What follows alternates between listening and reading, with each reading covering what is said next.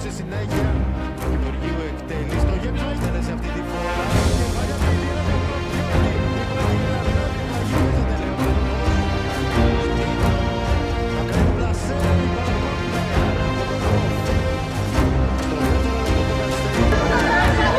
Ήταν ο σούτ η μπάλα κοντά και φτάνει λίγο πίσω.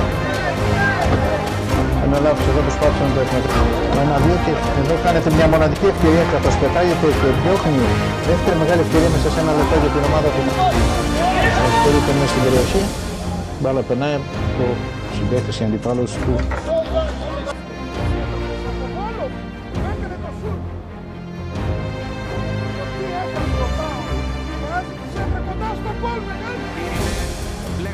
Το σούτ απόκρισε από τον Κρόφ. Πολύ μεγάλη ευκαιρία για την ΑΕΛ στο 86. Μένει ο Πετρός.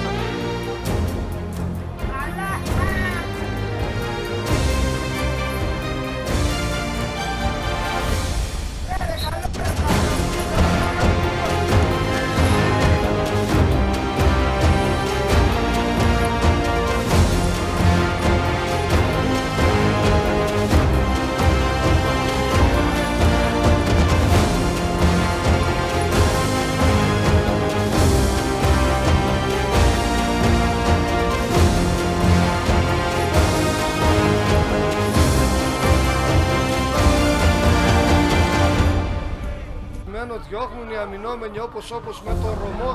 Γίνεται μια σέντρα τώρα, μια κεφαλιά του Γραμμένου και είναι η πρώτη μεγάλη ευκαιρία του αγώνος.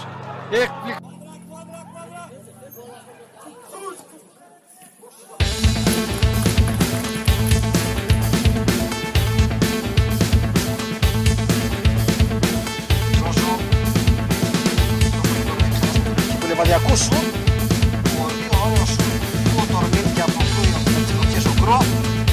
Μπάλα έξω. Μαϊδανός νέο σουτ. Αυτός πάει ωραία την μπάλα. Το γύρισμα στην περιοχή. Σουτ. Μεγάλη ευκαιρία. Δεν κάνει καλό στο δικαίωμα Γεωργίου. Και μπλοκάρει ο Κρόφ. Μεγάλη στιγμή για την ΕΛ. Θα μπορούσε εύκολα εδώ.